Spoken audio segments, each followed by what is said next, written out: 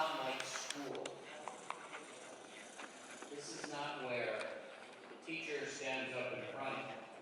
and gives you information, and then a few days later. เอาภาคเหนือครับสลีเอาเท่านี้เนาะพงศลีลงน้ำค้าง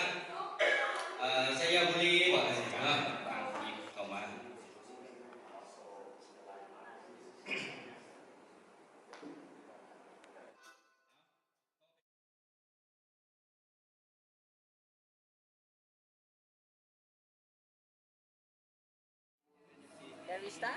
So please. กินครบ Yeah, แล้ว of ป่ะล่ะ course. ครบแล้ว อันนี้มันปู ไก่ ห่ว ไข่ ง เข่ากัน ปูห่วงสไตล์เก่าของเขา เย็นโม เดินทางแล้วกินแต่ปูไว้ เห็นจริงๆอัน ที่แต่ขอจะได้ร่วมเพื่อผู้ชมแล้วกัน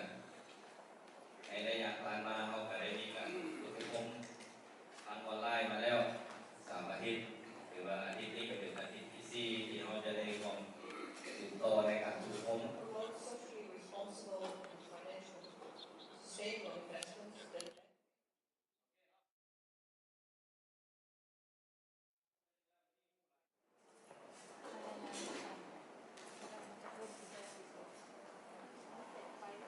นี่วิวของซันเจ็ดกำลังจะไปคอฟฟี่เบรกแล้วจะพาไปแบบเบสเซ็ตอันนี้คอฟฟี่เบรกจะมีหมกไม้มีหมกม่วง Publicly held land, government land, but where and what happens in these kinds of scenarios? Next, please. We started with a number of regional projects later on, in specific, one in Africa, around the Senegal River Basin. And in 2014, we also started collaboration with the Mekong สวย region. จะมีประมาณนี้มีไส้อั่วแล้วกันตำพุงอีกแล้ว describing the story ที่ว่าเป็นการลงทุนที่ว่ามันอยู่ในโจทย์ที่เอาให้มา can have in terms of impacts จะมีส่งผลกระทบด้านลบ environmental ผลกระทบด้านลบต่อสิ่งแวดล้อม rights ต่อกับสิทธิ human น้ำใช้ที่ดิน rights ต่อกับการละเมิดสิทธิมนุษย์ social rights ทั้งหมดเลยเกี่ยวกับสิทธิในสังคมที่ว่าเป็นประชาชนในบ้านนั้นที่ว่าถูกใช้ครับ ในภาพรวมก็คือได้เพื่อเราผลประโยชน์ทางด้านสาธารณะหรือว่าผลประโยชน์ให้กับรัฐบาล อาจจะไม่ได้รับผลประโยชน์เท่าที่ควรครับอันนั้นคือความเสี่ยงเกี่ยวกับการค่าชดเชยอาจจะไม่เท่าเทียมกันแต่ว่าแต่ละคนเข้าใจเพราะว่าเขาอยากเห็นยังไง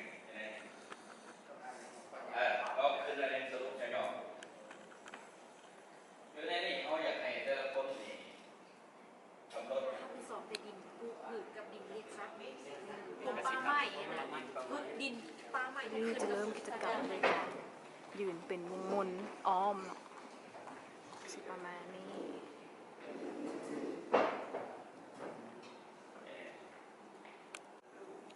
วันอาหารได้สั่งรวมว่าเขาได้เฮียนอะไรอย่างเมื่อวานเนาะพอสิทำให้เจ้าสิทธิบาทเลยเนี่ย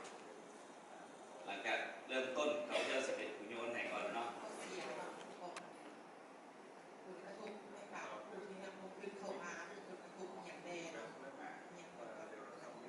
ความเสี่ยงทางการธุรกิจเนาะ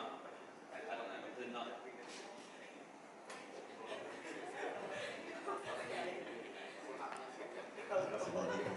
พอให้เลิกโยนเนี่ยจะคุณจะกันเมื่อมีการอย่างเงี้ยหมดเกี่ยวกับบทบาทของแต่ละแถลงการแต่ละกระทรวงเกี่ยวกับการลงทุนและการศึกษา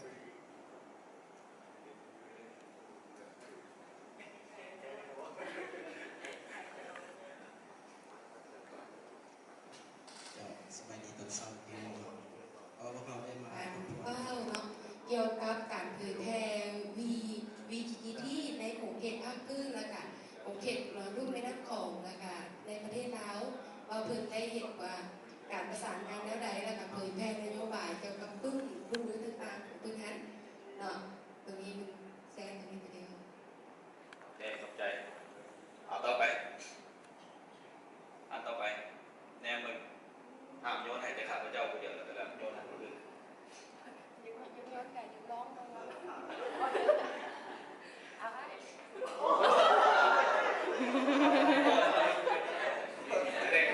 bigger than foreign investment. So it's important to keep that in mind.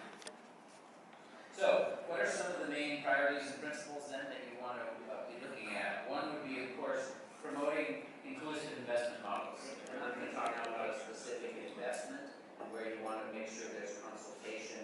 with the local people. This is broader than that. This is saying when you're developing your strategy and you're developing your policies,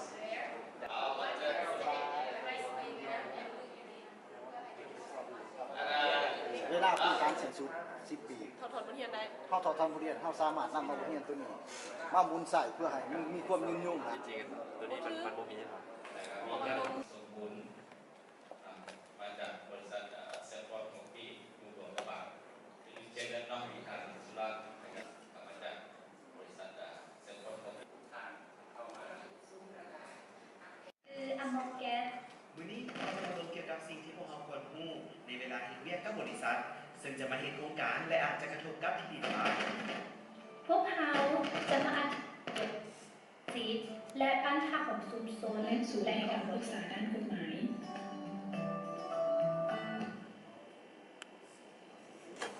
มีเป็ดตุ๋นแล้วก็มีแจ่วหมักลินกับน้ำหมูกรอบก็มีมีกะทินำอันนี้น่าจะเป็นแกงนอแกงเฮ็ด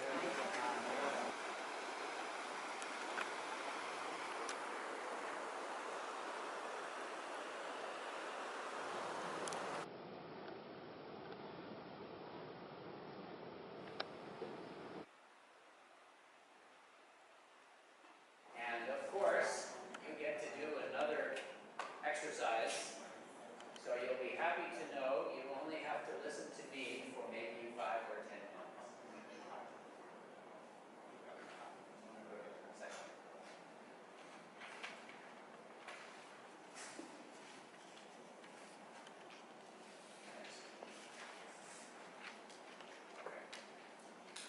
So it probably is no surprise to you that different countries have different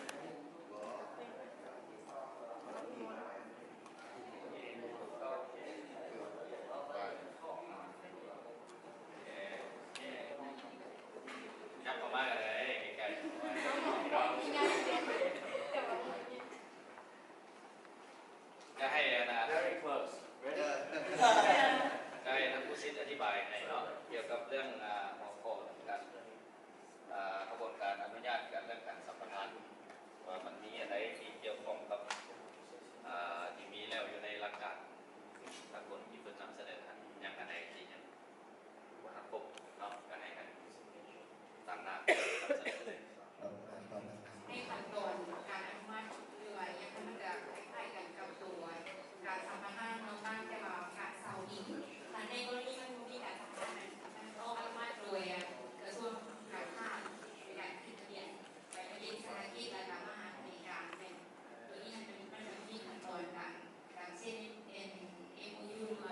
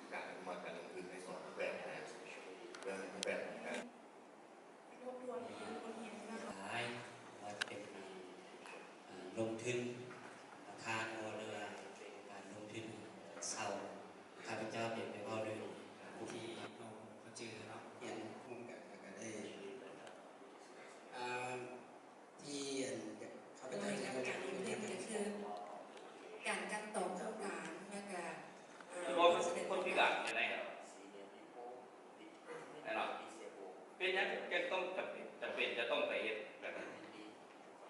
เอาเพื่อจุดประสงค์ ที่ทำการวิดีโอดังกล่าวเขาต้องผู้ที่ว่ามีส่วนร่วมในการสร้างวิดีโอดังกล่าวกับเป็นผู้ประกอบการหรือว่าบริษัทเนาะซึ่งว่าเพื่อนเห็นได้บทบาทของเวียงงานนี้จะตั้งเป็นกลุ่ม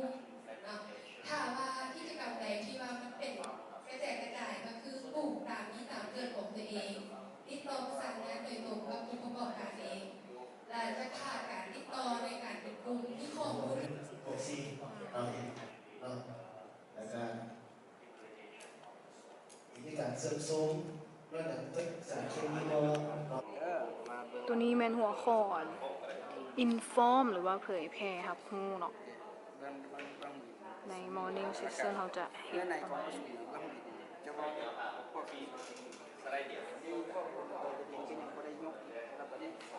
ส่วนพ่อส่วนน้อยนี่เป็นยังตอบแทน สิ่งครอบครองโดยประเพณีเนาะและการแม่ยิงชาวบ้านแม่ใหม่ต่างๆนอกจากนี้ยังมี ได้ขอเสียงก่อนว่าประชุมครั้งนี้ที่กับกลุ่มสองเป็นการเอกสารก่อนเป็นลักษณะสถานนิยมของเจ้าที่ว่ามีอยู่สองประเภทอันนึงเป็นการนิยมแบบว่า มื้อนี้แมนมื้อที่3ของกินมื้อที่3สปาเกตตี้นะแล้วก็มีขั่วเห็ดเรากำลังตักอยู่แมนแกงจืดลูกหล่องอันนี้มันผูกแปะไอวีแนทกับอันมาดามลุยซ่า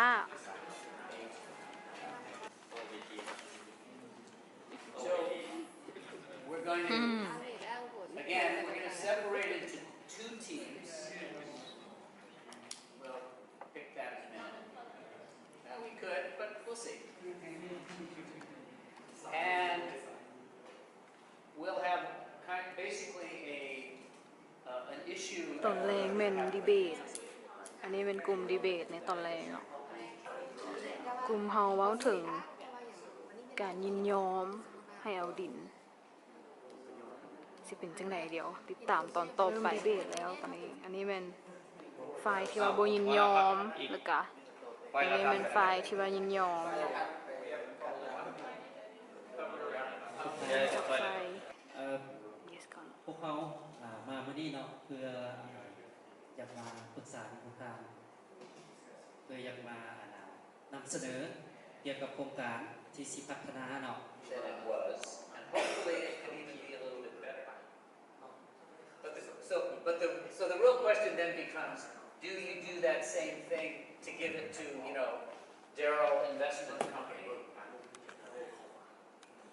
So that it's just something for you to think about. When you have a look at the cards and start to do this, it will become more clear,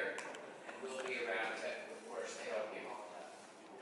ไอ้เบิ่งกิจกรรมก่อนเนาะคือว่าเราสิเข้าใจซึ่งว่ามันมีอย่างเนี้ย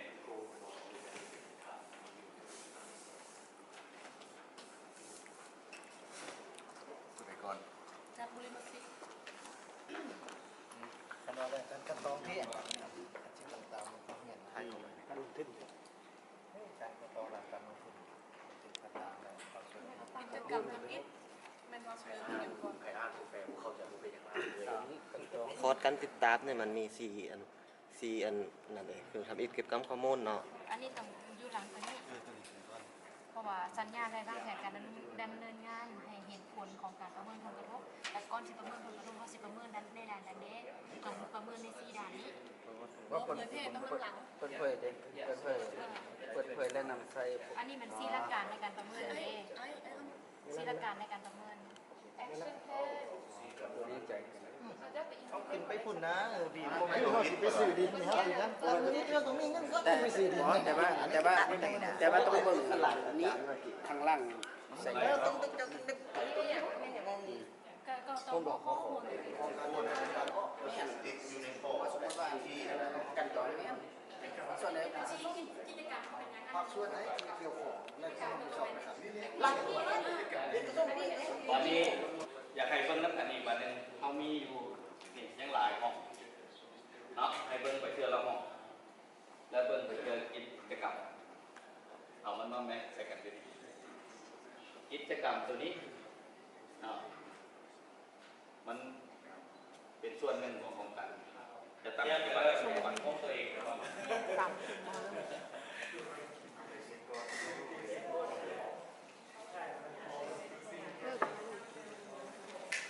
That's a lot of 1, 2, 3, etc. That's a lot of responsible institutions. So we would ตามที่เอกชนเราประชาชนเนาะแต่ละกระบวนการที่ได้เช่นว่าการปรึกษาหารือบ่กัน การรับแทนการปรึกษาหารือเนาะทุกคนมีส่วนร่วมในการตัดสินใจรวมถึงสิ่งที่เป็นในวงการและก็ฝ่ายที่ว่าอาจจะเสียงประโยชน์การที่ว่าได้มาอบรมกันว่า It's not because it's unimportant. It's actually very important. But there's only so much we can ask you to do during this online. ตอนนี้กำลังนั่นเฮ็ดกล่องประชุมซึ่งว่ามี5ภาคส่วนเนาะจะมีประธานกลุ่มชนเผ่าส่วนน้อยและกับบริษัทรวมถึงภาคส่วนอื่นๆที่เกี่ยวข้อง จัดกองประชุมเป็นผู้เซิร์ชบรรดาธรรมมาประชุมในนี่เป็นผู้ควบคุมการประชุมของบรรดาธรรมเพื่อให้ซบกันก่อน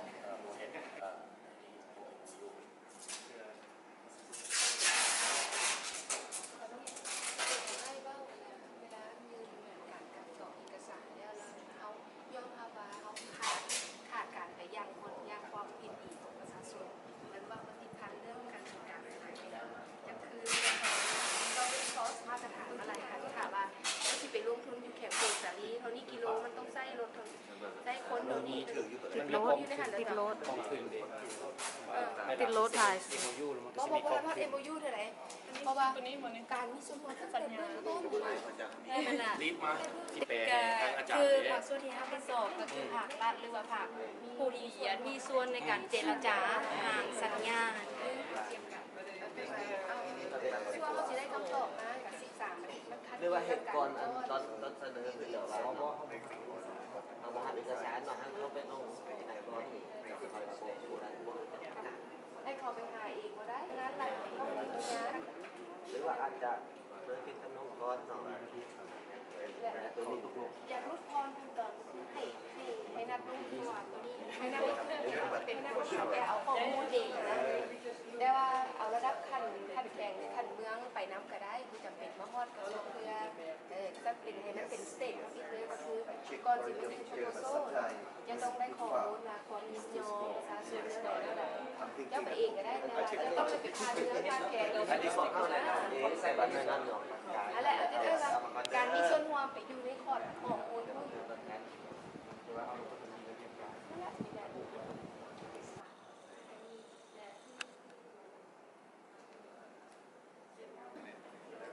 and get feedback from Darren and Zanton that can suggest you maybe how to improve this. The second evidence is to upload the results of your knowledge sharing. So the minutes of the meeting, the reports, photos of the meeting, a video, whatever you have done. We would like to อาหารเที่ยงของมื้อสุดท้ายก็มีจึงไข่มีแกงก็มีหมกไม้นางโต๊ะเก่าอันนี้ไอ้บุญยังเซฮายเนี่ย activity for mentoring brain อันนี้ไอ้น้อยผู้ประสานงานแล้วก็ไอ้แสงทองแล้วก็ลูอิซ่า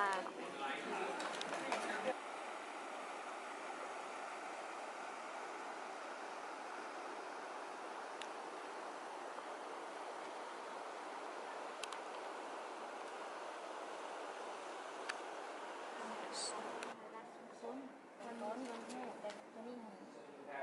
น่าจะเป็นของคุณตัวนี้แต่ว่าเขาจะเอามาใส่ขายเพราะว่าปกติ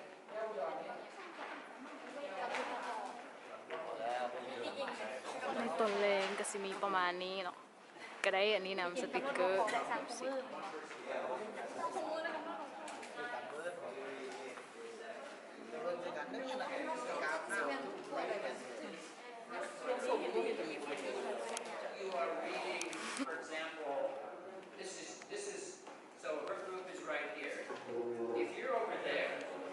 สติกเกอร์ตัวนี้ใส่